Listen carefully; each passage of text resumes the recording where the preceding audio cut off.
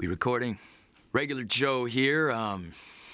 The old media tends to call me Joseph Gordon-Levitt, that being my name and all, but I go by Regular Joe. I acted in this really fantastic, huge Hollywood movie called Inception, and it's all about dreams. Dreaming is something that's always fascinated me.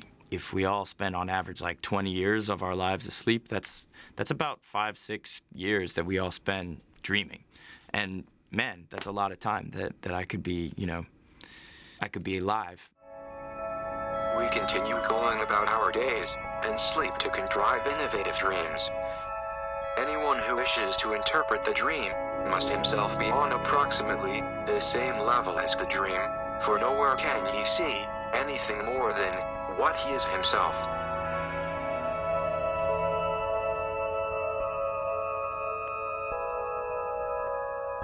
Well, what is exactly going on here when I'm asleep, and why do we dream, and what is it for, and what can I maybe get out of it? I'm hoping that in working on this documentary right now, I can maybe learn a thing or two about dreams. I got started smoking years ago when I was a young man, and I finally got to the point of almost a chain smoker. And somewhere in the 50s, the Surgeon General announced that cigarettes cause cancer of the lung. I tried to quit. Then I developed a chronic cough that smokers had. One day I was coughing, and I coughed up into a handkerchief, and it was pink. And a chain smoker could only mean one thing: cancer of the lung. And that's a death sentence. And the despair I felt, and the self-hatred, I should have quit, I won't see my children grow up. Just incredible despair. And then I woke up. And the dream was so real, I didn't smoke another cigarette. I call it the dream that saved my life, because I probably would have kept smoking.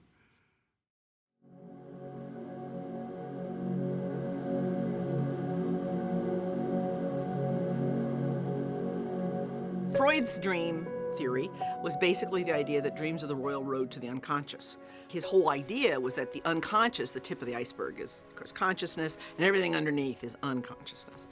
He, however, viewed this sort of suppressing this unconscious material is because there's all kinds of unresolved, libidinal, instinctual, yucky stuff down there. We're less likely to see that today. Yes, a whole lot goes on unconsciously, but a lot of it's just a much more efficient way to process information. He brought attention to dreams, put importance on dreams, but he also pathologized them. And that's too bad, because they're not. They're perfectly normal.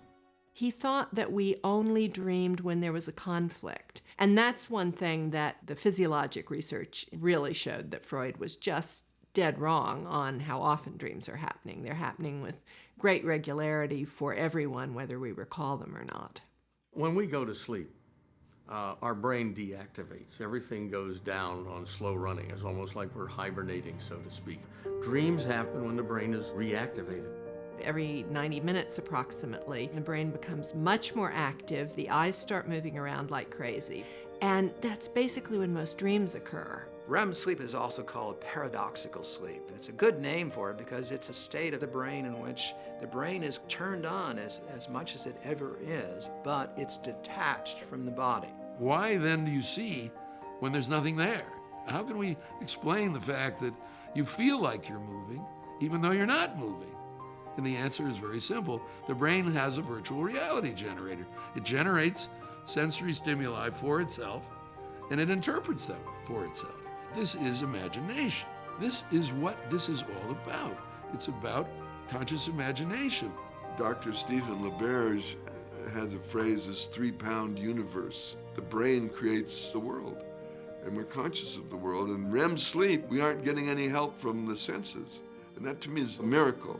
I see a lot of commonality between just being creative, whether that means, you make movies or you write songs, you draw, you write, whatever it is. That kind of creativity, I feel like it's very connected to dreaming. Every night the auburn sun tucks in her children one by one. Ever since Freud, we've thought that dreaming was an unconscious mental state. It is not unconscious. It is highly conscious, and it is, in fact, a state of consciousness that precedes waking consciousness, because in development, in utero, you're certainly REMing. We know that fetal states are mostly REM, and obviously the brain is getting ready to be conscious. And you're probably doing something like dreaming, although I'm not suggesting that you're having anything like adult dreams. If I want to look at the neurological activity and comparing a dream to waking, they're largely the same, because the brain can't tell the difference between dream input and waking input. Dreams are as real as waking life. People will wake up and they'll say, I can't believe that was a dream.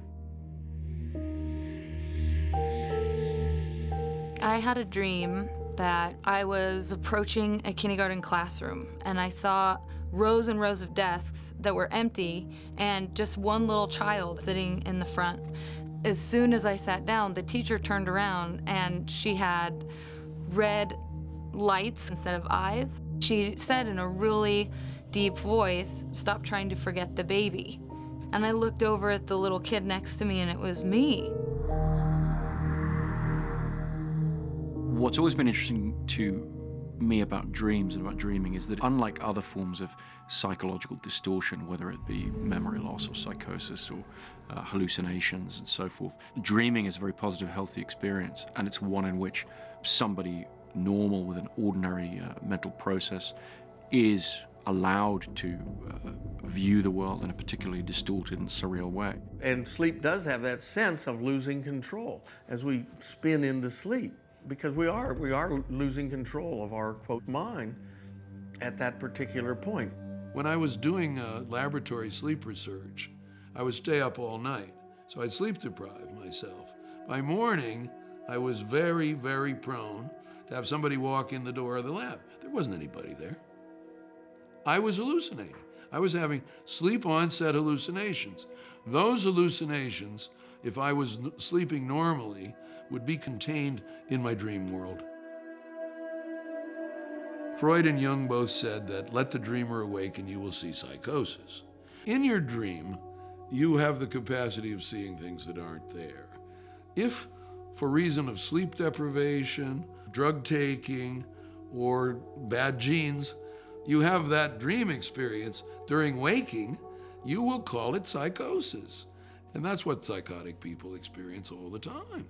They experience waking consciousness as if it were dream consciousness. Their waking consciousness is dream consciousness. Every brain has within it a potential. That doesn't mean it's sick, but every person certainly can become psychotic, and every person does become psychotic every night of their life. It's normal.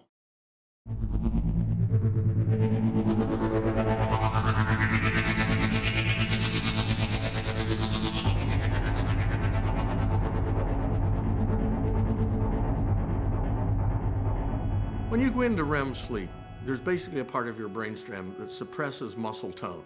When that switches off, we're essentially paralyzed. We can't move. What you can do is move your eyes. You still have control over that. The function of the paralysis mechanism is so that you can have these emotionally engaging experiences, but be safe. I've certainly had the experience of still being subject to the paralysis, but actually waking up in the real world. And for an instant or two, you can't move, and that is certainly very frightening. You know you're paralyzed. You know you're awake, you know you're in your room, you cannot scream out, you cannot move. UFO abductions are often attributed to this disorder. You wake up from a dream and you're breathing hard and your heart's going ding, ding, ding, ding, ding, ding, that's REM sleep. If you have an asthma attack, it's out of REM sleep. Stomach acid secretions are up 20 times in REM sleep. So REM sleep is pushing the body while it's paralyzing, and thank God, because when that paralysis mechanism cuts off, people act it out, and that can get dangerous. One of the most famous cases happened where a man had REM sleep disorder. This is a young man who was very much enamored of a young woman, wanted to marry her, and the parents were opposed to the marriage. This happens in reality. So she starts to act nervous and shy, and he realizes he's going to lose her. So he's a sleepwalker. He's been a sleepwalker all his life. So he's going home in his car, and he hears on the radio that these two people have been killed with a hammer. And he says, I wonder if I did that. Because the two people are the parents of his girlfriend, okay? So he calls the cops and he says, you know, I'm really worried about these people. I think I might have done this thing. How could you do this? You weren't awake? Well, he says, no, and his defense for the jury is that he was sleepwalking the whole time. 30-mile drive in the car, bludgeons them to death with a hammer, gets out of the house, goes back home, and hears the report on the radio. The jury found him not guilty by reason of sleepwalking and automatic behavior. He got off because the law states that you have to have conscious will and you have to be in control. Attorneys questioned them and said, could he have done this thing in his sleep without knowing it? And the answer is yes.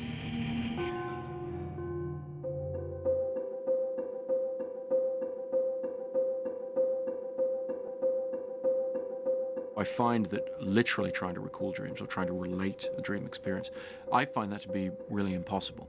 It's such a subjective and personal experience. It's very difficult to translate it into words and have somebody else be able to follow it, which is one of the reasons I was interested to make a film that would try and portray dream states. Even back in the early non-talkies, it seems like almost every special effect that came along got tried out. Just the feeling that something is happening that couldn't quite happen in waking life is what these things seem to conjure up. Over the years, people have tried dissolves or they've tried more surreal transitions, but I think the simple cut in film grammar is one of the closest film tricks to the way the brain actually thinks, to the way you actually perceive the world. We've tried to really push the limits of how you can use cuts, how you can use the most simple cinematic transition there is to take the audience from literally one state of mind into another state of mind. Taking on the challenge of doing a film that's set within a dream state, it wasn't that far off for me from what making movies is, if that makes any sense. We all have to take on a sort of alternate reality and put ourselves in different character shoes and sort of be in different environments that are a dream every time we make a movie.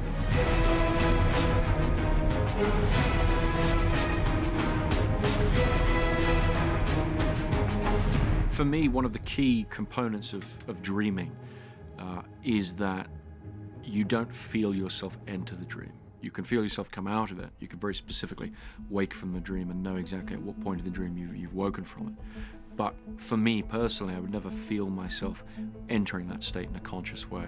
And so in portraying dreams and the entry into dreams in the film, it was very important to me to try and really do it the way it felt. And the way it feels to me is that you find yourself in the middle of a situation, in the middle of an environment.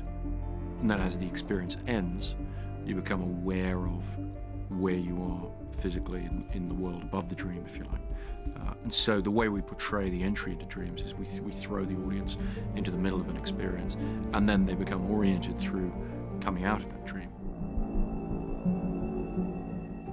When we look at the dream life of people in general, the emotions are mostly negative.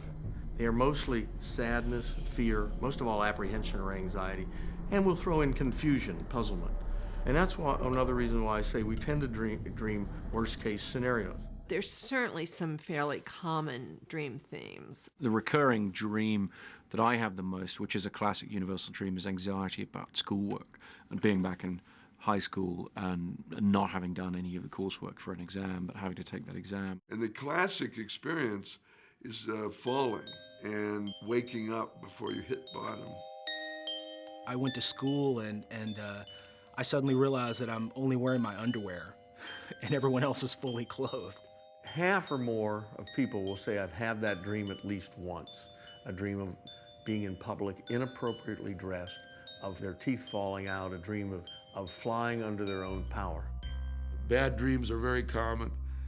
Anger, attack dreams are very common. One evolutionary theory is that dreaming helps us to practice dealing with threat in a safe place while you're asleep.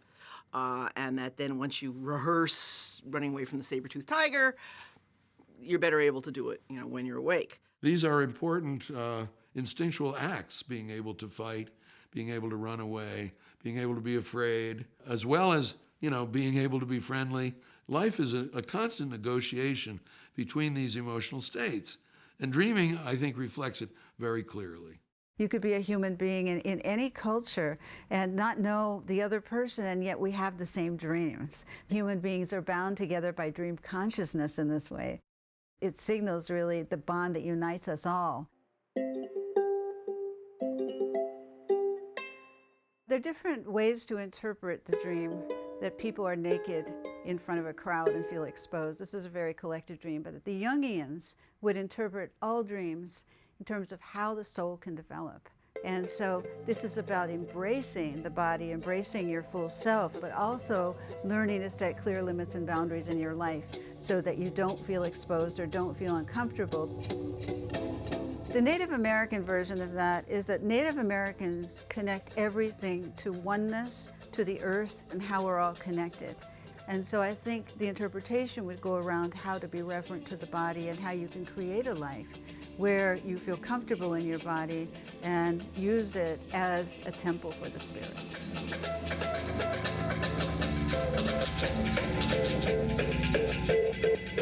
I kept having this repetitive dream, and I had no idea why, but it was just me alone in the dark, and I used to see a silhouette of a man, and I never saw his face, and he was always kind of far from me, until one day he just appeared right in front of me still. Could not see his face, just his silhouette, and he embraced me. And the feeling that I got was just this love and almost like a complete safeness, I guess. And I woke up thinking, well, that's kind of weird because I don't know who he is. I've never seen his face, so it must have been like maybe a few weeks later. I met a guy, and our first kiss was exactly what I had seen and felt in the dream. Maybe something or someone was telling me, hey, you're gonna meet that one guy. We were married about 6 years ago, and now we have a 2-year-old daughter.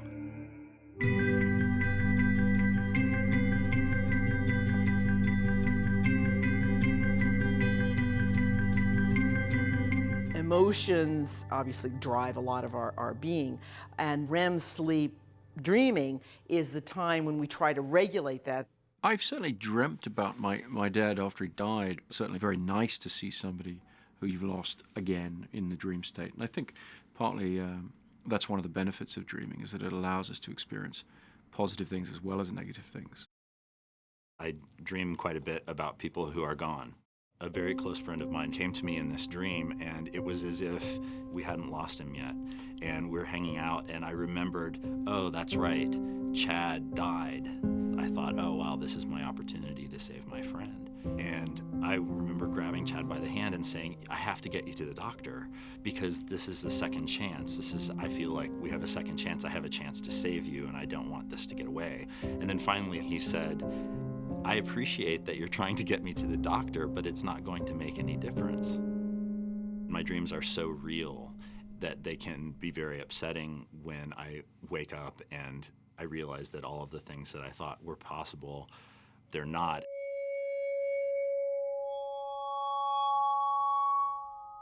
The film certainly deals with the idea that in a dream you can re-experience your time with somebody who's either passed away or is no longer around. There's a sequence in how memories put together this startling new information he's dead with all of this history of wonderful interactions with my dad.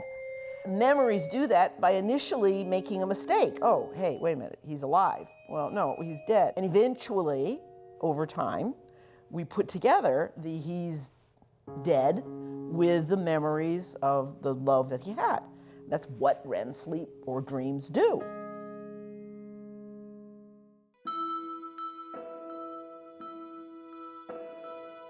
In waking life, we learn the language of logic. We learn how to solve problems using the typical functions of the brain. How do you pass a test? How do you cross the street? How do you raise a family? And it's so useful. But dreaming is very different than that. The linear mind, the analytic mind, the logic is shut off. So you go into a whole different realm that conveys information in different terms, in terms of imagery, in terms of symbols. I've always found dreams to be a pretty fascinating creative space in terms of taking the pieces of the real world and mixing them up into bizarre combinations. By shifting the pieces around, I think it helps you feel differently about a project you're working on or something you're doing. And I've always valued that sort of creative arena. The ideas about dreaming that I've been fascinated by, that I've tried to put into the film specifically, are things like I've always felt that my brain was working even faster than it can do in waking life. It feels to me that time passes more slowly in a dream. I would drift off for 10 minutes, but I would have had an hour-long dream. There have been a lot of attempts to influence dreams, and the most frequent way to try to influence them is through some sensory stimulation. You drop a little cold water on their back, you tickle them, you whisper to them, play a bell. Occasionally, one of those stimuli will get through. Now, when it does, it's often then incorporated in a very interesting way, a very creative way. And so the bell becomes, some part of music. But the important thing is that those sensory stimuli are not triggering dreams. They don't easily get into a dream. A dream is pretty autonomous. And when they do, the dream just assimilates it. I mean, our mind just puts it into the ongoing narrative. What's shocking to me is the detail with which the mind can create a world that you think, and your mind thinks, is only perceiving it. In other words, you create the world and you perceive the world simultaneously in a dream.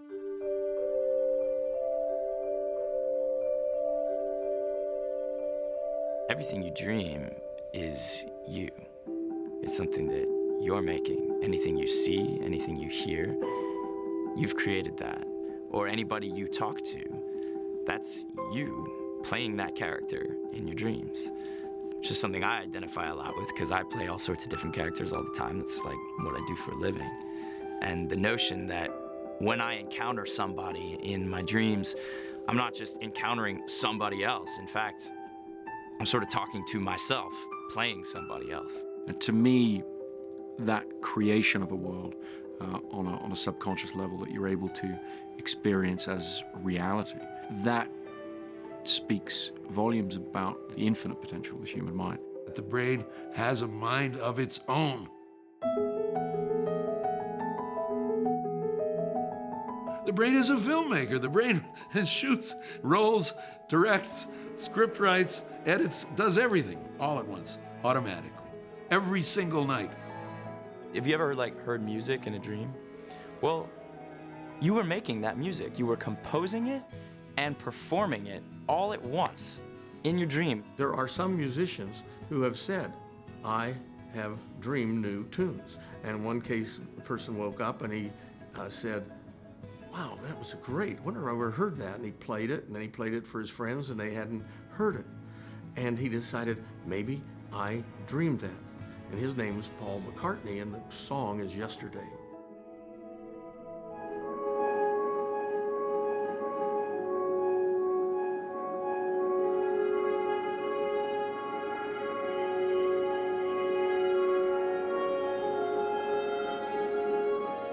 One of the important sources of innovation in human culture has been dreams, that ideas coming from dreams. One of the best examples is Otto Loewi, and he got a Nobel Prize for this idea, which came to him in a dream, where he dreamed about this exact idea of an experiment to do, and he woke up in the middle of the night and had to go to the laboratory and do it. It's similar to the famous example of Jack Nicklaus, golfer who had experienced a slump in his performance and had a dream in which he discovered what he'd been doing wrong exactly, and then woke up and said, that's exactly it. If I'm learning a part, I can only study so much before it's not useful anymore and I have to go away from it. Especially if I sleep on it and come back to it, I'll just know it.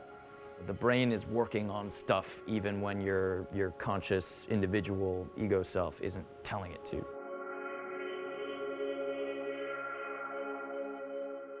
We have seen that when somebody is having a very specific kind of dream content, such as dancing or dreaming about math, that exactly the brain areas associated with those things are lighting up. Dreaming is a sort of practice state.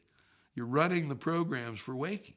When an animal is learning something very definable, like moving through a maze, you can measure the pattern in the brain. And then we've seen that the animal will show that exact same pattern in its REM periods. So the assumption is that the animal is dreaming of going through the maze correctly. If you learn a task and you sleep, especially in REM, you're likely to do better when you retest it. That's a very important concept, that REM sleep is probably responsible for retaining a learned task, but also improving its skill. In collecting dream journals from literally thousands of people over the years for various experiments, I've seen where some people have a dream and they wake up and then something bizarre begins to happen and they get this funny feeling they might be dreaming, and then they wake up again. And some people have chains of these. I have at times experienced the idea of waking from one dream, but not fully coming out of the dream state and realizing that I'm actually in another dream and then coming out of that. What's interesting to me about that is the idea that we can dream a dream within a dream. That to me suggests this infinite potential of the mind.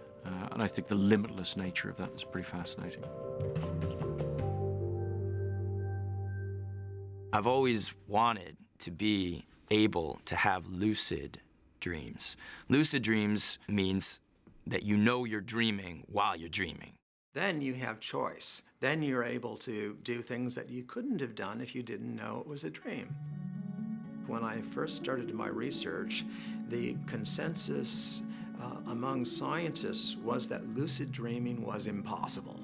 The basic way I proved that lucid dreaming was a reality, that it actually happened, was to arrange for a recording in the sleep lab where you put electrodes that measure eye movements and brain waves on the scalp and muscle tone of the chin. So the idea was I would agree before going to sleep that tonight when I am dreaming and realize I'm dreaming, I'm going to send a message. And I'm going to do that by moving my eyes left, right, and back. If you see the REM tracings, it's like, this is, you know, it's very clear, really easy to identify on the EEG pattern. You couldn't believe how many years it took sleep researchers to go, no, it's not possible. You can't possibly be awake while you're asleep. Well, actually, yes, you can. And that proved that lucid dreaming happens. One of my favorite things in movies, too, is when a character knows that they're in a movie, like looks at the camera. It's kind of like lucid dreaming if you know you're in a dream. But I think I'm awake right now and in a movie. Hey. Hello, hi. Hi, I'm Joe. Stephen, glad Pleasure to meet you. you. Welcome to my dream. Thank you. Are you awake Yes. or are you dreaming? So this is something that you can do. You can have a lucid dream. I'm sure it's a matter of just recognizing while it's happening. This is a dream while you're in it. When people are first learning to fly in their dreams, they do all kinds of things. Learning to fly. Like I wanna do Superman, this you so know, much. like All right. you know they try a big jump, right? You know, or flapping wings or whatever their models of how would I fly? I will just lean forward and spread my arms, and I just kind of lift off the ground. And when I fly, I don't really fly like Superman, like at rocket speed. It's just kind of this drifting, you know, kind of soaring kind of thing. So it's nice. When I go to bed, I actually look forward to it. So it's a bit of an escape. They're like mini vacations. So it's a personal art. It takes training, takes work and practice, and you get better at it. It's an art. Yeah, it is.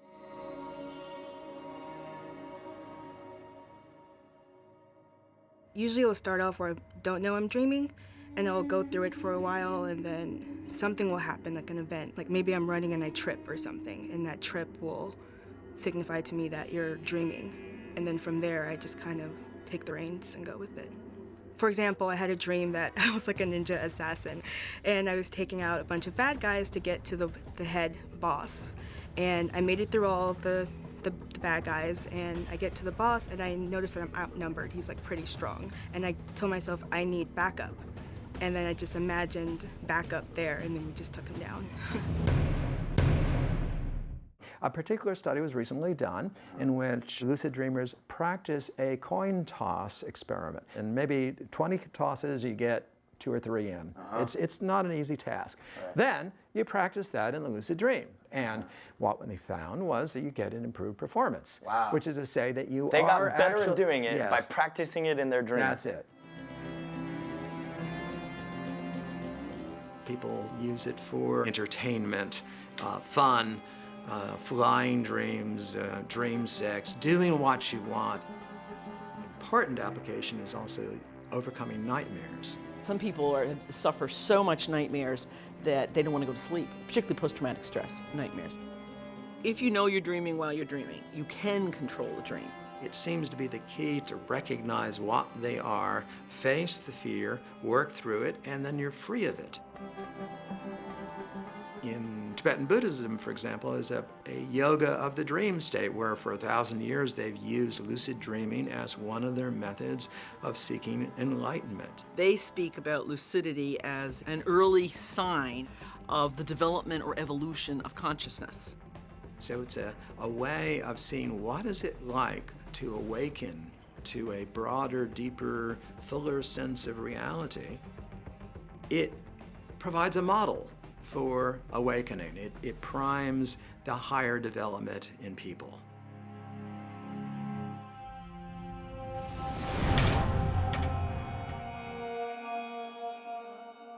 You certainly could have more lucid dreams. Yeah?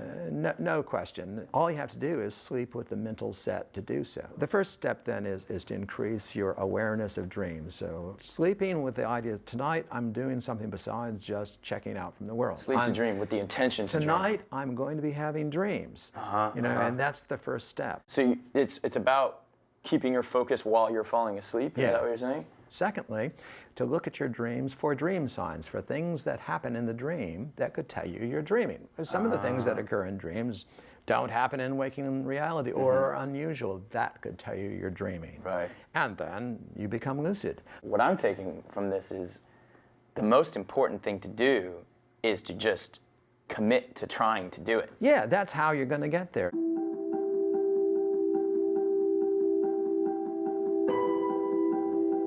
It's clear to me that a dream is an experience of the mind, but it's not possible to dismiss an experience of the mind as unreal.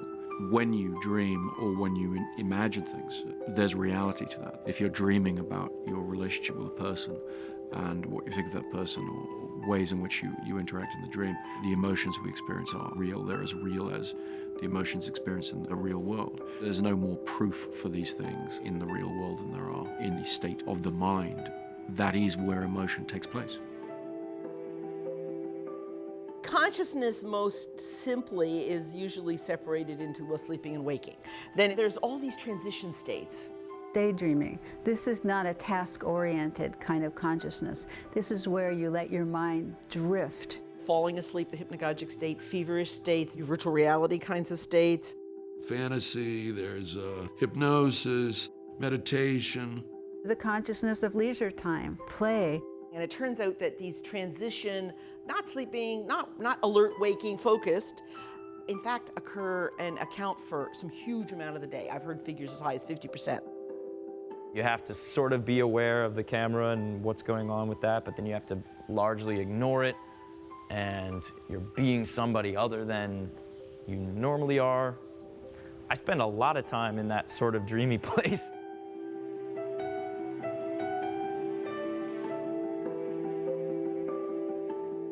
What's interesting to me about film noir characters who either have memory loss or distorted perceptions for some reason is those characters make it immediately apparent to the audience that they cannot perceive the objective reality around them. That's true of all human beings. We are all imprisoned by our own subjective perceptions of the world. And I think storytelling is one way in which we can understand a different point of view on what we consider to be objective reality. I think that one of the most powerful illusions of human experience is the illusion that we're seeing objective reality through our own perceptions. We can only see what we see.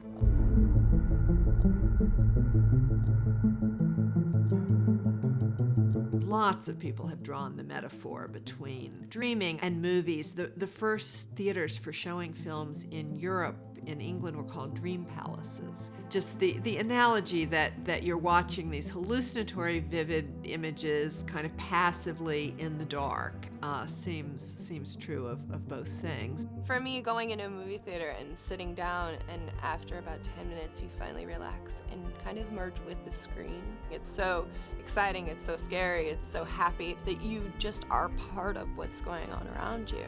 I think that pleasure derives from feeling less isolated as human beings. I think that pleasure derives from feeling part of a shared experience with other people, stepping outside the prison of our own perceptions, if only for a brief period of time.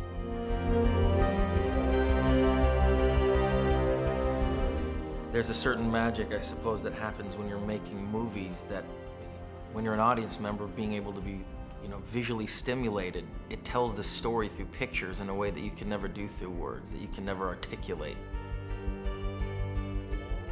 You can't ignore the fact that if you can conceive of something, if you can perceive it or experience it within the mind, then on some level it exists.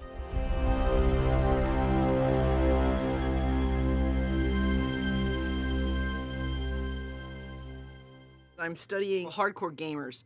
That is, they play very frequently, they play long hours, they started really early in their lives. They're embodied in that virtual world, and they flip back and forth from it. Yeah, Mom, I'm not now, And I'm looking at how is it affecting their consciousness, specifically on dreams. Those kinds of highly intensive, focused kind of gaming over long periods of time is essentially a meditative practice. And some of the consequences that you would see with meditation, you're seeing in gamers. We found that they have more lucid dreams, which isn't terribly surprising when they're in alternative realities for hours a day. And we also found that their nightmares are not like what we see in non-gamers, and that is they're empowered by the threat and the chase, just as they are in a game. They've practiced fighting back all day long, or for hours, for years, so that right away that well-learned response happens in the dream.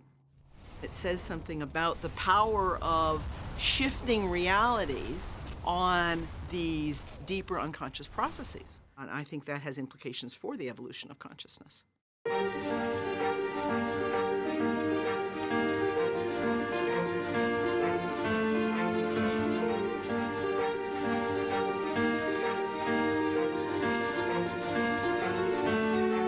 In the West, we have a very externally oriented view of reality. How much stuff do you own? The chair is hard when I touch it.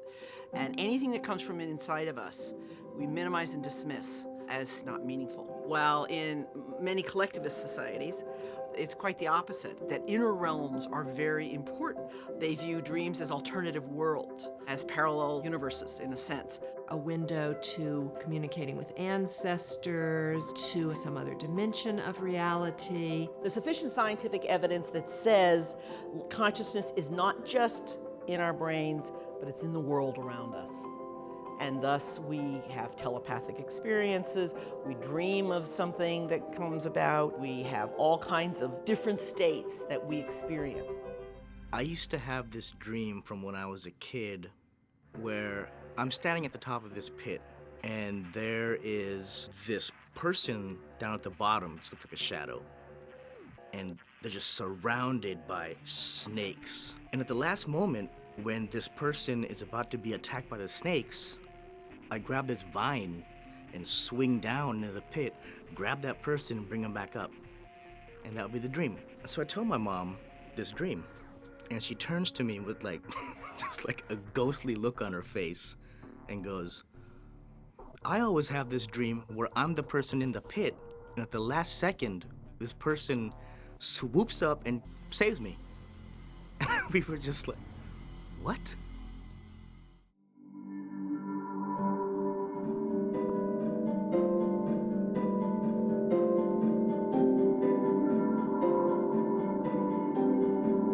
I'm not saying that it's not possible to share dreams. In fact, there is a case in which we do share dream worlds. There are? Yeah, that's what this is. In my view, what we're experiencing right now is a kind of a dream. And that it's all a dream. You know, it's the ideal life is a dream. It's an idea that takes a little getting used to, because we're used to the external reality being independent of us, doesn't depend on our perception of it, but the world of consciousness, what we experience, I see things, I hear things, I feel things, that, I'm saying, is a kind of a dream. Whether we're awake or dreaming asleep, our brain is making an image of the world. And what we actually experience is our model of reality, not reality itself. Perception is dreaming constrained by sensory input. So it's a constrained dream, whereas dreaming is perception free of constraint. What exactly is the difference experientially from the dream and the waking state? And you see, it's the same stuff. It's all illusion. Just being a person is a creative process. Every dream is a work of art. The brain has a massive area of mystery to it that I think is best seen through dreaming and through the dream state.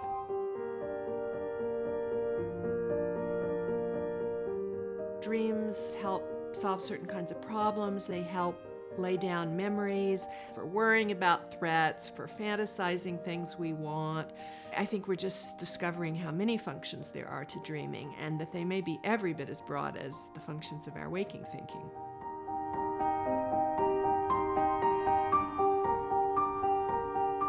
These dreams, while we sort of think of it as, oh, you're transported to this other world, what's actually happening is you are expressing yourself in just the freest, most potent way you could imagine.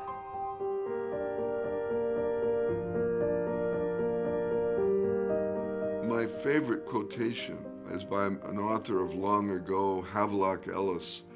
"A dream is real while it lasts. Can we say more of life?"